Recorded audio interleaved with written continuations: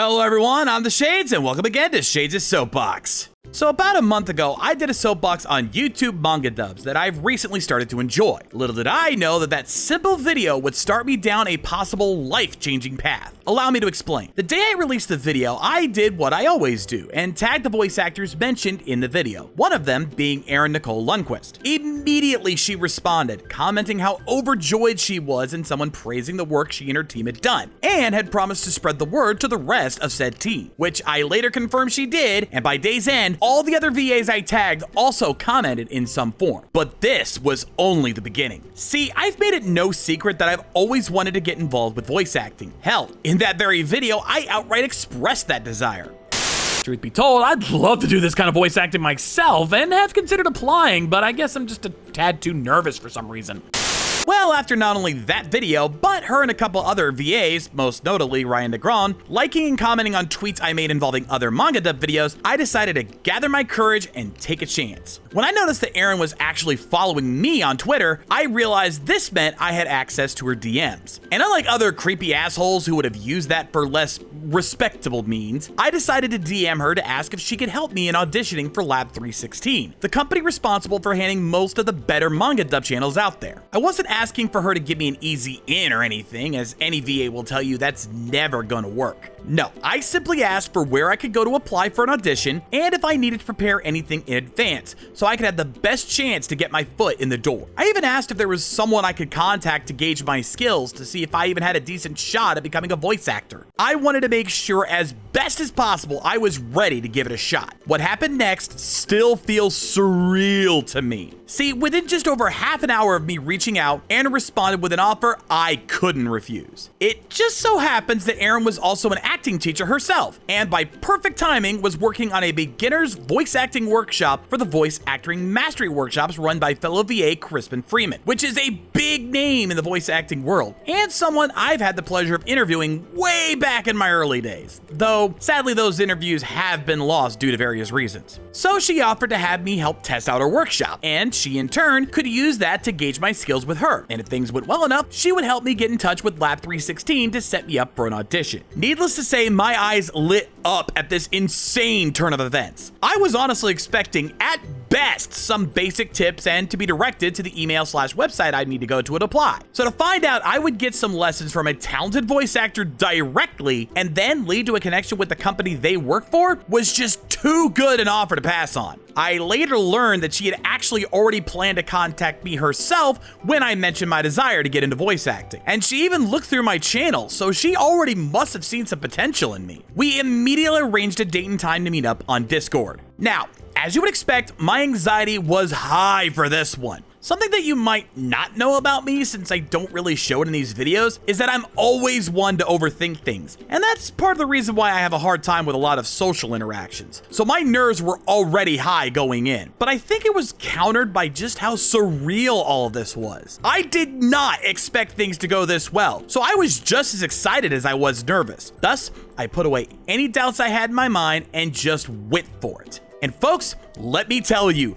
that call could not have gone better if I tried. First thing to note is that Erin is an absolute sweetheart and a half. I kind of expected this with how happy she was over my video, but throughout our call, we had small moments where we got to know each other as people, and she could not have been nicer or more fun to talk with. My nerves were immediately put to rest as soon as we got to talking. She seemed just as excited about doing this with me as I was, and we instantly got along. She's the real deal, folks. But that was just the fun, personal stuff. Now we get down to brass tacks. It quickly became apparent that all my time making my anime reviews and interviews with other VAs weren't as much of a waste of time as I sometimes wondered. I had learned a lot from talking with other voice actors, watching panels, and seeing other videos about voice acting, as she was impressed by how much I already understood about the voice acting industry. But the real question I had was I really any good? Well, it seems I was. If she said she could tell I had a good natural voice to begin with. She even complimented on not just what mic setup I had, but how I already had it set at a good distance from my face, so as not to risk peaking during recording. My experience was showing, it seems. But of course, the real test would be script reading. She handed me a couple of scripts she had saved up from past and future projects. Obviously, for legal reasons, I can't give any details as to what they were from or what they entailed, and I have since deleted those files for both of our sakes, but I can say that she handed me some quality stuff, yet one she felt I would be best at. This is where all my work on YouTube actually paid off most. As many of you might be aware, I script all my videos these days, so I've had plenty of time to learn how to make my script reads sound natural, and that really made it easier to do it here. What I really needed to test myself on was how well I can handle directions and feedback, since that is an important aspect of voice acting. Even if you get your lines perfect the first run through, a director may ask for a different take to see if something else could work better. Thankfully, Erin was a great director, as she made it very easy to understand what she was asking for, and I nailed the second takes, doing exactly what she was asking for. She also taught me some slightly more advanced techniques to get the voices where I wanted them to be,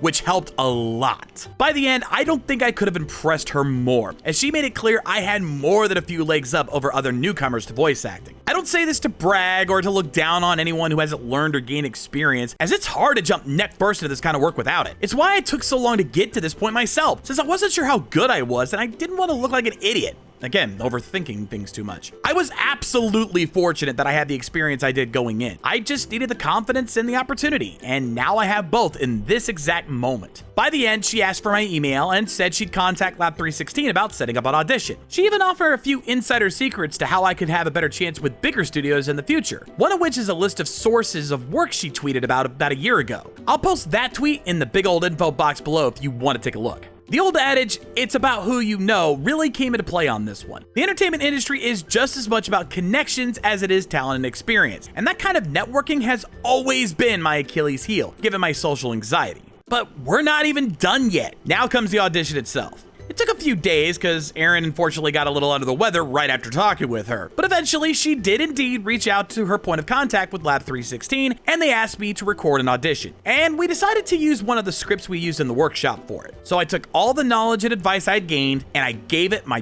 best shot. Given the contact was in Japan, they worked during what we would consider nighttime for us. So I had to wait till the next day to get any response. But sure enough, the next morning, Erin confirmed that they loved my audition and asked for my contact info to talk with them directly. What I didn't realize was at this point, I was actually already accepted and the rest was simply formalities. I met with two contacts at Lab 316 who gave me the rundown on how things worked and sent me my first two projects. So, it's official. I'm now an official member of Lab 316, and you'll be hearing my voice in Manga Dubs in the near future. I've also had the chance to meet most of the other VAs on the team, and they welcomed me with open arms, which really helped make me feel accomplished after all this hard work. Honestly, as cliche as it sounds, it's hard to believe how much one insignificant moment can change the course of your life. But for me, this was it. I now have the opportunity of a lifetime, and if nothing else, I've gained valuable knowledge and experience that I can use to really make some moves in the future. All the VAs in Lab 316 are a great group of people, and I look forward to working with them in the future. Speaking of, I wanted to add a few more channels to my recommended list, since I've discovered a couple more in my search for more channels, and others have debuted since my original video. Ayasaki-San is kind of a sister channel to Kanon's rom-com mangas. His first 4 videos are dedicated to the developing relationship between a pure-hearted introvert guy and a pretty but cool-looking girl, though some of the later videos seem to already be breaking away from that. There's also Manga Wido, which seems to be more random slice-of-life kind of stories, with less emphasis on romance of any kind. Also, fun fact, seems I found out about some of these channels before even some of the VAs, as Erin admitted in comments that me bringing up both this and Ability Number X was the first time she heard about those channels launching. Gonna go ahead and take a humble brag for that one. Lab 316 also runs a number of those storytime animation channels I mentioned last time. To their credit, while the animation itself is still rather simple, the voice acting is a bit more varied, actually using both a male and female voices in full videos, and their stories usually reach a conclusion by the end, whereas others of its kind don't. So while I'm still not that big a fan, I think these other channels are at least worth a look, and I may end up doing some voice work there as well. I've also learned the names of other VAs, most of which are in Lab 316, that I want to make sure I shout out, since they deserve the love as well. Ribs VA, much like Erin, has a sophisticated voice. She can be cute at times, but she really does best capturing a mature woman, and it's very natural in her delivery. If people find out that I meet my followers,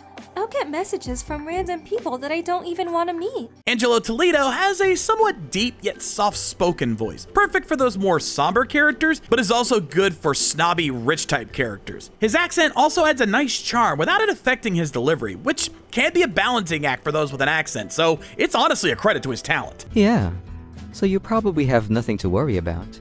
I think she's gonna be there for a while. I got a feeling. Patrick Clancy is good for his younger teen voices, especially his nervous tone, but you'll easily recognize him from when he goes full ham on freakout moments. I always chuckle when he has an over-the-top reaction to something in all the best ways. You like Kana? Yes! What do you like about her? Her smile, her everything!